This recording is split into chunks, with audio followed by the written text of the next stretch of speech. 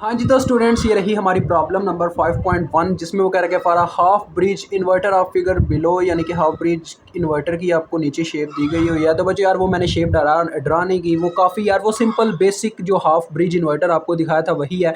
कहते हो तो मैं अभी ड्रा कर देता हूँ because I have a sense to draw it, क्योंकि ये मुझे ऑलरेडी याद हो चुका हुआ है, आपको भी याद हो जाना चाहिए। दो सप्लाईज आपको याद होगा, बेसिक सर्किट में था वीपी और साथ में हमारे पास ये एक, अगर मैं एक ड्रा कर लेता हूँ दूसरा ऑटोमेटिकली मुझे समझ आ जाएगा कि मुझे पता है वो आता है मुझे।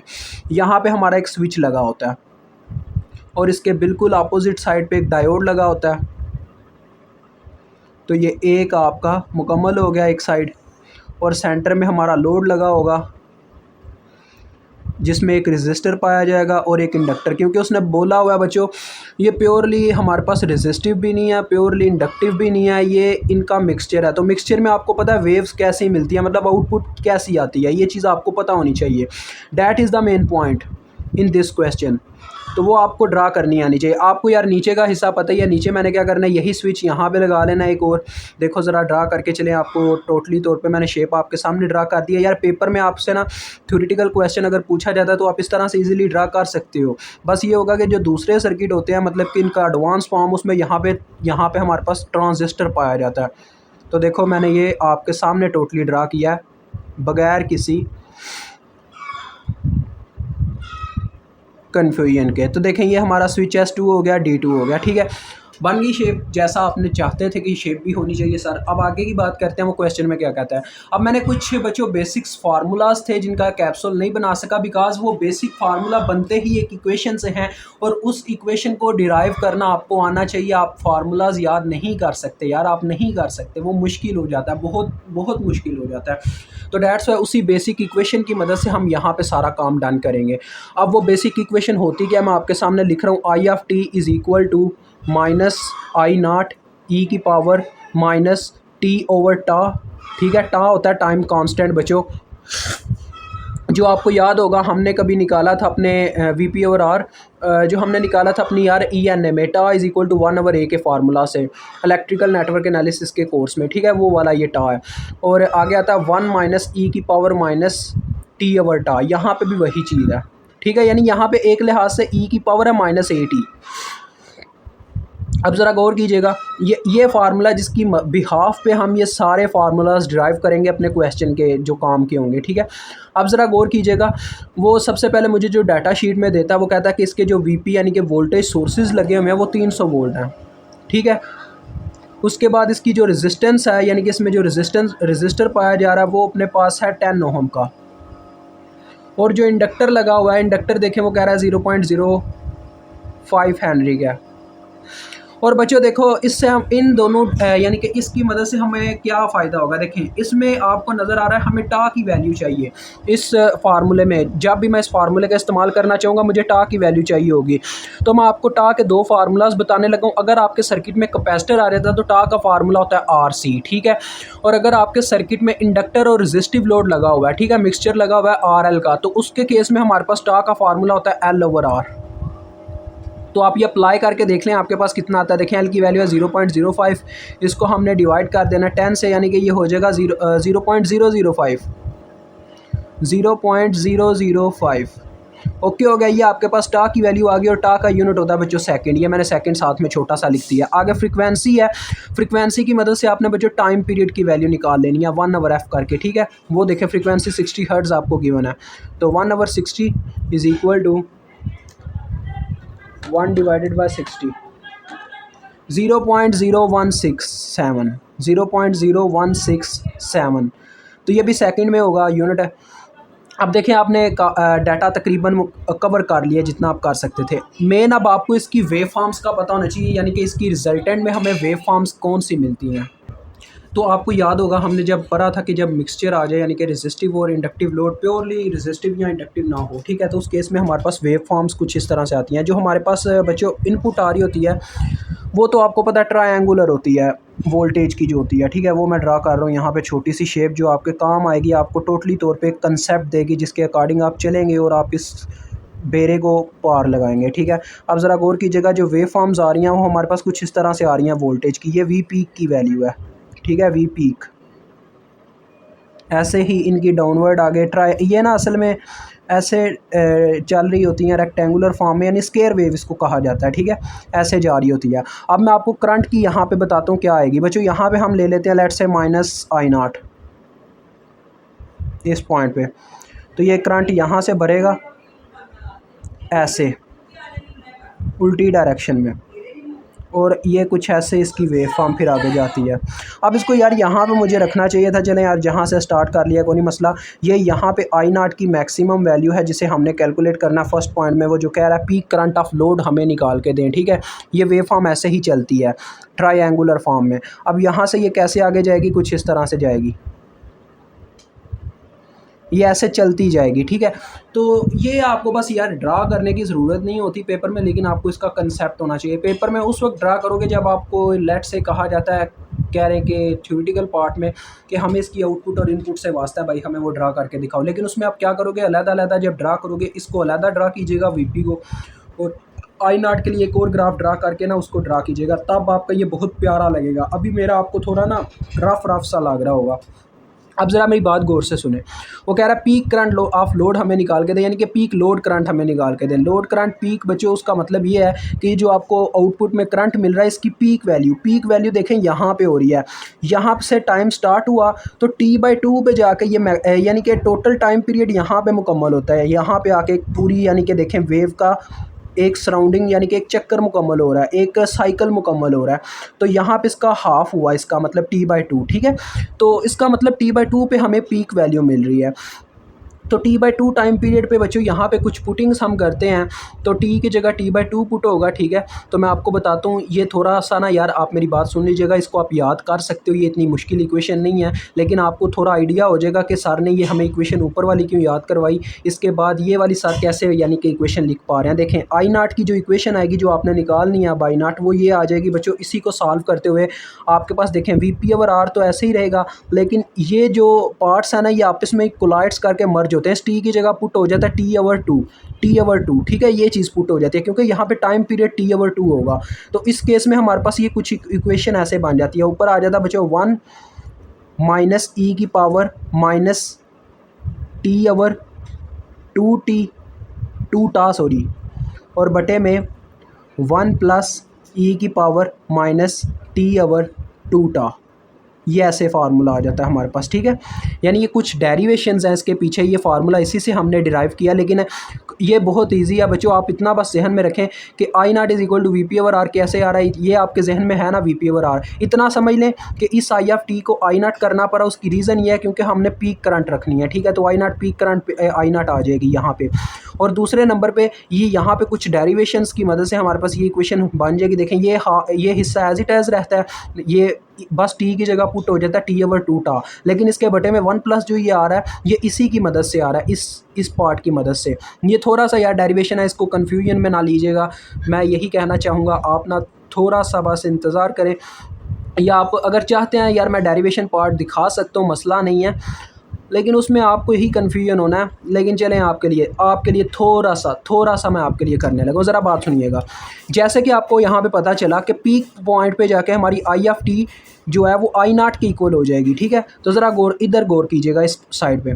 IT की जगह जब मैं I0 पुट करता हूँ और = पे मेरे पास पड़ा हुआ है I0 e की पावर -T/2, ठीक है। तो अगर इसको उठा के दूसरी जानिब लेके जाऊँगा तो ये यहाँ पे आके प्लस हो जाएगा, यानी ऐसे आ जाएगा I0 e की पावर -T/2, ठीक है। और T की जगह अभी आपने कुछ नहीं पुट किया, ठीक है। T की जगह भी हमने वो पुट नहीं किया, टाइम जो मैंने आपको बताया T/2 नहीं पुट किया मैंने अभी। तो देखो इस साइड पे रह गया हुआ था Vp/R × 1 - e की पावर -T/2। अब ज़रा मेरी बात गौर से सुने। यहाँ पे हम क्या करते हैं, I0 कॉमन ले लेते हैं और हमारे पास अंदर बन जाता है वही पार्ट जो आपको यहाँ पे बटे में देखने को मिल रहा है। देखो 1 + यहाँ पे 1 रह गया और यहाँ पे प्लस और इंटू ये पार्ट रह गया e की पावर -T/2। अब हमें चाहिए थी I0 की इक्वेशन, तो I0 इधर ही रह जाता और उधर इसके बटे में ये टर्म चली जाती। इस तरह से ये फार्मूला ड्राइव होता है। देखिए मैंने अब आपको बेसिक लेवल से भी बता दिया ये फार्मूला कैसे आता है, ठीक है। तो जब बच्चे को बेसिक लेवल का पता होता है फिर वो यहाँ पर मार नहीं खाता। तो देखो Vp/R हमने करना, Vp की वैल्यू कितनी है 300, काफ़ी गांद मच गया उसके लिए यार, माजरत, ये Vp/R है सॉरी।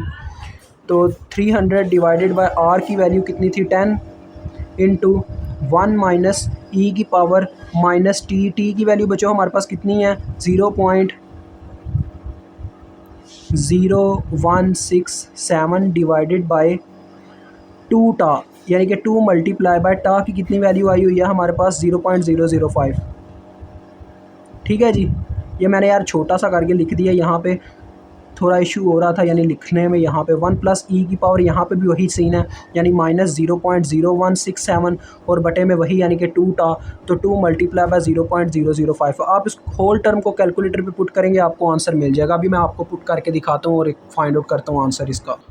तो हाँ तो स्टूडेंट्स मेरे पास इसका आंसर आ गया 20.5 एम्पेयर। ठीक है जी, अब आई नॉट आपने फाइंड आउट कर लिया, काफ़ी इजी था, देखिए इतना मुश्किल नहीं था। मैंने आपको इसकी डेरिवेशन के बारे में भी बताया, लेकिन आगे बात आती है यार एक टाइम की, जो आपको फाइंड आउट करने के लिए उसका फार्मूला थोड़ा याद करना पड़ेगा, बिकॉज मैं उसकी डेरिवेशन फाइंड आउट नहीं कर सका। ठीक है, मैं झूठ नहीं बोलूँगा, उसकी डेरिवेशन मुझे समझ में नहीं आई, लेकिन थोड़ा बहुत आइडिया था मुझे कि वो किस तरह से आएगी। लेकिन यार वो जो डेरिवेशन है ना वो लॉग वगैरह की फॉर्म में मेरे जहन से ही कहने के बाहर हो गई, यार समझ ही नहीं आ रही उसकी। तो डैट्स वाई वो फार्मूला आपको याद करना पड़ेगा, लेकिन उसका जो लॉजिक है वो इंशाल्लाह डिफाइन किया जाएगा, मसला नहीं है वो बच्चों। उस लॉजिक का भी जो मेन पॉइंट है ना, मेन मतलब जहाँ से वो फाइंड आउट होती है इक्वेशन, वो भी यही है। बट वो एक अलग बात है कि अभी मेरे जहन में उस तरह से इसका आइडिया नहीं हो रहा। मैं आपको थोड़ा सा आइडिया उसका दूंगा, देखें उससे आपका काम डन हो जाएगा। ठीक है, वो आइडिया ये है, ज़रा बात सुनिएगा। वो हमसे पूछ रहा है बी पार्ट में कि time of current zero crossing after start of half cycle, यानी कि वो कह रहा है कि वो टाइम जब आपकी जो करंट है वो ज़ीरो क्रॉसिंग यानी कि ज़ीरो की लाइन को क्रॉस करती है after start of half cycle के स्टार्ट होने पर। तो उस टाइम पे आपके पास यानी कि वो टाइम क्या होगा आपके पास, टाइम, उस टाइम को फाइंड आउट करना है। ये देखें, ये यहाँ पे हमारी लाइन इस लाइन को ऐसे कट करके जा रही है, ये वो पॉइंट है बच्चों जहाँ पे टाइम ज़ीरो क्रॉस हो रहा है। ठीक है, तो इस पॉइंट पे हमने चेक करना है हमारे पास, यानी ये टाइम हमने फाइंड आउट करना है जिसे हम T1 के नाम से जानते हैं। ठीक है, ये T1 टाइम होता है, समझ आ रही है ना मेरी बात की। तो इस T1 को आपने फाइंड आउट करना है। तो T1 का जो बच्चों फार्मूला बनता है ना इसी की बिहाफ पे, वो ये होता है, देखें मैंने अभी तक जितना अंदाज़ा लगाया कुछ इस तरह से कंडीशन बनेगी हमारे पास कि यहाँ पे आई ऑफ टी तो अभी चेंज हो रहा होगा, लेकिन आई नाट आपके पास ज़ीरो हो चुका होगा, क्योंकि देखें ये आई नाट ऐसे बढ़ता तो है लेकिन यहाँ पे आके ज़ीरो हो जाता है। तो यहाँ पे ज़ीरो पुट हो जाएगा, ये पूरी टर्म ज़ीरो हो जाएगी, और इसी के अंदर कोई लॉग की यार प्रॉपर्टी अप्लाई की जाती है, जिससे फिर ये इक्वेशन बनती है जो आपके सामने लिख के रख रहा हूँ मैं यहाँ पे, ज़ीरो क्रॉसिंग टाइम को फाइंड आउट करने वाली। Tau log of 2 divided by 1 plus e की पावर माइनस टी ओवर 2 टा। ठीक है, यानी यार आप इसको याद कर सकते हो, एक तरीकाकार है, अगर आपने ये फार्मूला याद कर लेना यानी ये निकालना भी आपको आ गया। आप इसमें बस यही समझे कि बाहर टा और लाग लगाना है। ठीक है, और यहाँ पे इसकी जगह 2 आ जाएगा और बटे में वही चीज़ है, देखें बटे में सेम टू सेम है, आप इसको याद कर सकते हो। अगर मेरे जैसा बंदा याद कर सकता है तो आप क्यों नहीं याद कर सकते? क्या आप में कोई कमी है? कोई कमी नहीं है यार, आप मजबूत हो तो आप भी याद कर सकते हो। टा की वैल्यू आपको पता ही है 0.005 log of 2 divided by 1 plus e की पावर, फिर से यार वही सारा कुछ है, 0.0167 डिवाइडेड बाय 2 मल्टीप्लाई बाय 0.005। हाँ तो स्टूडेंट्स ये देख सकते हैं मैंने सारा इसमें पुट किया है, तो मेरे पास आंसर आ रहा है 0.0026 सेकेंड। ठीक है जी, ये हमारे पास टाइम की वैल्यू आ गई T1 की, यानी कि जिस पे हमारी लाइन को कट करके जाता है मेन पॉइंट को। तो यहाँ पे अब बात आती है सी पॉइंट की, एवरेज स्विच करंट वो हमसे फाइंड आउट करने को कह रहा है। तो एवरेज स्विच करंट क्या होती है बच्चों? स्विचिंग टाइम, मतलब कि जब हमारा स्विच क्लोज होता है वो होता है जिसको हम कहने के ट्रांजिस्टर की एवरेज करंट भी कहते हैं। ठीक है, क्योंकि ये हमारे पास एक सर्किट है कुछ इस तरह से, तो लिहाजा डैट्स वाई यहाँ पे हम मालूम करेंगे अपनी करंट को, जिसको हम बच्चों IC से मेंशन आउट करते हैं। ठीक है, IC इसको कहा जाता है, और इसका फार्मूला होता है बच्चों IC is equal to 1 over time period into IL, यहाँ पे हम पुट करते हैं। ठीक है जी, IL dt, ये इसका फार्मूला होता है। अब मेरी बात ज़रा गौर से सुन लीजिएगा, यहाँ पे जो लिमिट्स आती हैं वो क्या होती हैं, देखें ये है कंडक्टिंग करंट का टाइम। अब आप इसको यार वो छोड़ो यार ट्रांजिस्टर की बात को, आप सीधा इस पे आओ मुद्दे पे। एवरेज स्विच करंट पूछ रहा है ना, स्विच का मतलब होता है यानी कि जब स्विच टर्न ऑन हुआ था, स्विचिंग का टाइम था, तो वो टाइम कब का था, देखें स्विचिंग, जैसे ही स्विचिंग स्टार्ट हुई है करंट भरना स्टार्ट हो गई, और ये यहाँ से स्विचिंग का टाइम लेके यहाँ तक है, क्योंकि देखो जैसे ही करंट उस वक्त ही बच्चों देखो ना ड्रॉप होगी जब यानी कि हमारे यानी कि स्विच हमने टर्न ऑफ कर दिया, तो वही टाइम यहाँ से लेके यहाँ तक का बनता है जब करंट इंक्रीज कर रहा है, बाद में वो फिर से टर्न ऑफ होगा, तो ये स्विचिंग का टाइम बनता है T1 से T/2 तक। तो यहाँ पे इसकी लिमिट्स आ जाएंगी T1 से T/2। अब मेन जो क्वेश्चन आता है जहन में वो ये है कि IL को कहाँ से फाइंड आउट करें। IL भी इसी इक्वेशन से निकलेगी, ये जो आपके सामने खड़ी है IT = -I0, ठीक है। इसमें आप IL को फाइंड आउट करोगे, ज़रा देखें IL के टाइम पे अगर मैं इसको पहुँचाता हूँ तो आपको मेन मुद्दा बताता हूँ। जब ये IL के टाइम पे होगा ना तो बच्चों सिंपल है यार, इतना मुश्किल नहीं करूँगा। IL के टाइम पे ये आपके पास टाइम आपके पास T ही रहेगा, ठीक है। बस उसके केस में इतना फ़र्क आता है कि इसी इक्वेशन में हमारे पास IT को हम IL पुट करते हैं, ठीक है, और बाकी वैल्यूज़ पुट कर देते हैं और हमारे पास काम बन जाता है, क्योंकि यहाँ पे IL का मतलब यही है मैक्सिमम पॉइंट की करंट। तो देखें ज़रा गौर कीजिएगा, I0 की जगह हमारे पास वहाँ पे पुट होगा उसका वैल्यू, तो आप वैल्यू पुट कर लें। I0 का कितना वैल्यू है बच्चों उस इक्वेशन में, अगर मैं पुट करता हूँ 20.5 है ना, तो 20.5 e⁻t/, ऐसे ही छोड़ना है, ठीक है, और कुछ नहीं करना इसमें। प्लस VP/R भी करके देख लो, VP आपके पास कितने हैं 300 और R है 10, तो 10 से जब 300 को डिवाइड किया ये 30 रह गया। 30 को अगर बच्चों देखो मैं अंदर मल्टीप्लाई करता तो क्या होता है, ये आ जाता 30 एक बार 30, ये एज इट एज आ जाता, फिर माइनस से ज़रब जब 30 माइनस e⁻t/t से ज़रब खाता तो आ जाता -30 e⁻t/, कुछ इस तरह से आ जाता। अब आप इसकी एक स्पेसिफिक इक्वेशन बना लें जो आपके काम आएगी अगले दो पार्ट्स को हल करने के लिए, यानी इस पार्ट को और इससे नेक्स्ट पार्ट को। तो देखो ज़रा गौर करो, 30 शुरू में आ गया और ये दोनों मिलके बना देंगे, देखो यहाँ पे हमारे पास आ जाएगा यार -50.5 e⁻t/, क्योंकि दोनों के साइन सेम थे तो ये आपस में ऐड हो गए। अब ये आपके पास आ गई है। अब यहाँ पे आपने वैल्यूज़ पुट करनी है। देखें 1 over time constant, 1 over time की जो मतलब कि वैल्यू बनती है ना वो बच्चों फ्रीक्वेंसी ही होती है, क्योंकि आप इसका उल्टा करके देखो तो ये फ्रीक्वेंसी का फार्मूला बनता है। अगर आप इस तरह से ये पुट करके देखोगे आपको 60 ही मिलेगा, तो आप डायरेक्ट यहाँ पे 60 भी पुट कर सकते हो, क्योंकि reciprocal of time period is called frequency and the reciprocal of frequency या number of cycles is called time period, ठीक है। दोनों की अपोजिट कह लें डायरेक्शन होती है, रेसिप्रोकल्स होते हैं। अब T1 का आपको पता है कितना हमारे पास वैल्यू आया, वो है 0.0026, और T/2 की बात करूं तो T की वैल्यू अगर 0.0167 है, इसको आप डिवाइड करके देख लो, 0.0167 डिवाइडेड बाई 2, तो ये देखें मुझे कितना देता है, 0.00835 हो जाएगा, ये 0.00835। अब यहाँ पे बच्चे कुछ कंफ्यूज होते हैं, सर ये ऐसे कैसे हम हल कर पाएंगे, ये थोड़ा इशू कर जाएगा ये वो। मैं आपको आज एक ऐसा तरीका बताऊंगा कि आप कैलकुलेटर पे ही ऐसी टर्म को सॉल्व कर सकते हो जहाँ पे लिमिट्स गिवन हो। क्योंकि बच्चों मैं आपको एक चीज़ बता देता हूँ, आपका कैलकुलेटर आपके लिए बहुत हेल्पफुल है अगर आप इसको समझ पाओ तो। देखो T/t लिखा हुआ है और होल के साथ आ गया dt, ठीक है, ये आ गई इक्वेशन। यहाँ पे हम इसकी वैल्यू लिखेंगे IC की क्या आएगी। अब ज़रा मेरी बात ज़रा गौर से समझिएगा, ये देखें 60 आगे है इंटेग्रल। तो कैलकुलेटर आपको इंटेग्रल प्रोवाइड करता है, लेकिन कैलकुलेटर आपको कभी वेरिएबल्स का इंटीग्रेशन निकाल के नहीं दे सकता। यानी कि कभी कभार होता है साइन स्क्वायर x का अगर इंटीग्रेशन है, बस इंटीग्रेशन है, लिमिट्स नहीं गिवन, तो कैलकुलेटर उसको सॉल्व नहीं कर सकता। लेकिन जिस क्वेश्चन में इंटीग्रेशन के साथ लिमिट्स भी मालूम है और साथ में वेरिएबल को दिया गया, आप उस इक्वेशन को ईजिली उस पर सॉल्व कर सकते हो। देखो कैसे, ये यहाँ से आपने लेना है इंटेग्रल, ठीक है। ऐसे बड़े क्वेश्चंस में कभी आपने ये नहीं करना कि उसको सॉल्व करने बैठ जो, काफ़ी टाइम लग जाता होता है। ये देखो मैंने ब्रैकेट स्टार्ट की, अब ये x वेरिएबल ले रहा है टाइम की जगह, dt की जगह आपने x पुट कर देना जहाँ पे ये t हुआ, ठीक है, बाकी एज इट एज चलने देना है। तो देखें 30 माइनस 50.5 e⁻, ये e आया मेरे पास बच्चों, ठीक है।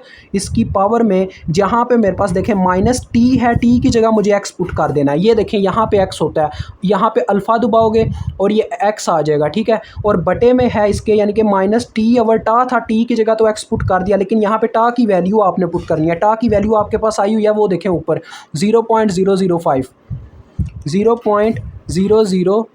5। ठीक हो गया बच्चों, ये आपने सारा पुट कर दिया। अब इस ब्रैकेट को होल को बंद करो, ठीक है, ये आपने काम डन कर दिया। अब ये आपसे लिमिट्स पूछेगा, जैसे ही आगे का बटन दबाओगे नीचे वाली लिमिट आप पुट करो जो कि कितनी है 0.0026, 0.0026। अब नेक्स्ट आगे करोगे तो वो ऊपर वाली लिमिट पूछेगा, हायर लिमिट, जो कि 0.00835 है, 0.00835। बस इज इक्वल टू करो, आपको एग्जैक्ट आंसर मिल जाएगा। ये देखिएगा, इज इक्वल टू, थोड़ा टाइम लेता है लेकिन आंसर आता है। देखें 4.19, यही आपको आपकी बुक पे भी आंसर मिलेगा। तो ये एक इजी तरीका बताया। कभी इंटीग्रल को ऐसे बुक्स में हल करने ना बैठिएगा, क्योंकि यहाँ पे मैथ के कोई इतने नंबर नहीं होते कि आप इंटीग्रेशन को भी सॉल्व करके उस्ताद को दिखाने बैठ जाओ। आगे आप डी पार्ट करेंगे। अब डी पार्ट में क्या बच्चों, वो कह रहे हैं कि डायोड की एवरेज करंट निकाल के दो मुझे। वो देखो, वो कह रहे हैं कि एवरेज डायोड करंट किस वक्त वर्क करती है। देखो डायोड उस वक्त बच्चों वर्क करता है जब आपका स्विच टर्न ऑफ होता है। तो स्विच टर्न ऑफ होने का मतलब कि वो स्विच की कंडक्शन के बिल्कुल उल्टा चलता है। तो उसके उल्टा चलने का यही मतलब है। देखो आई, इसको बच्चों मेंशन किया जाता है आई डी के नाम से, शायद मैं एक दफ़ा, जी बिल्कुल आई डी के नाम से इसको किया जाता है। और इसकी जो फार्मूला होगा वो यही होगा, 1/t, टाइम पीरियड तो वही होगा। लेकिन बच्चों यहाँ पे एक फ़र्क आ जाता है। इसकी लिमिट्स क्या है, इसकी लिमिट्स होंगी वो जिसमें हमारा जो मतलब कि आपका स्विच है वो कंडक्शन नहीं कर रहा, वो ये टाइम पीरियड था। देखें यहाँ से आगे कंडक्शन शुरू या करंट का भरना स्टार्ट हुआ, इससे पहले कंडक्शन नहीं थी, वो थी 0 से T1 का टाइम, यानी इसकी लिमिट्स होंगी 0 से T1। ओके हो गया। और अंदर बच्चों आपकी आई एल करंट ही आएगी, लेकिन उसका अपोजिट आएगा, यानी कि अपोजिट टर्म यानी माइनस के साइन के साथ आएगा डायोड के केस में। ठीक है, ये ऐसे आ जाएगा। अब इसको भी आपने कैलकुलेटर पे ही सारा डाटा देना है। तो आपके सामने कैलकुलेटर पे देता हूँ 60, वही यार इंटेग्रल ले लेना है। अब मैं पहले इसकी यानी कि आई एल की आपको इक्वेशन तो पता है, लेकिन साथ में आपने ना बाहर माइनस भी ऐसे लगा देना। ठीक है, ये देखें जैसे मैंने माइनस लगाया, और इनटू आपने अब वैल्यूज़ पुट करनी है वही 30 माइनस 50.5 ई की पावर माइनस एक्स ओवर टा की वैल्यू 0.005, और ये हुई हमारी ब्रैकेट ऑफ। अब नेक्स्ट लिमिट देनी है मैंने। नीचे वाली लिमिट तो मेरी 0 है, ऊपर वाली लिमिट T1 है जो मैंने मालूम किया था 0.0026। तो इसको सॉल्व करके दो मेरे प्यारे भाई। कैलकुलेटर कहता है जी ले, मैंने आपके लिए सॉल्व कर दिया है, जो कि आता है 1.46, और आप इसको भी वेरीफाइड कर सकते हो, यही आपकी बुक पे आंसर है। तो कैलकुलेटर यार आपके बहुत हेल्पफुल है अगर आप इसकी छोटी से छोटी ट्रिक्स को समझ पाएँ। ठीक है, तो ये मैं इसलिए थोड़ा इसको ऑसिलेट कर रहा था ताकि आपको नज़र आ जाए सारा क्वेश्चन। ये देखें आपके सामने सब हल किया है, कोई इतना मुश्किल नहीं है। मेन बेसिक कंसेप्ट था इस इक्वेशन का जो मैंने आपको समझा दिया। इस इक्वेशन का जो बच्चा कंसेप्ट समझ गया वो आगे मार नहीं खा सकता। ये बस एक है बच्चों, आपको फार्मूला याद करना पड़ेगा, और एक आपने ये वाला याद कर लिया। आपको वैसे ही पता होना चाहिए, शेप अगर आपने समझी हुई है ना आपको वैसे समझ आ जाती है। यानी कि ये आपका टर्निंग ऑफ पॉइंट होता है, तो यहाँ से लेके यहाँ तक आपकी कंडक्शन नहीं हो रही होती, करंट कंडक्ट नहीं कर रही होती। ठीक है, दैट्स वाई हम इस टाइम को कहते हैं डायोड का टाइम पीरियड। ठीक है, जिसमें डायोड वर्क कर रहा होता है, अपने अंदर सारे वोल्टेज स्टोर करके रख रहा होता है, जबकि इससे बाद का टाइम जो होता है वो सारा अपने पास स्विच का टाइम होता है, यानी कि जब हमारा लोड है वो करंट को इस्तेमाल करता है। तो मुझे उम्मीद आप समझ गए होंगे। अभी मुझे इजाज़त दें, खुदा हाफिज़।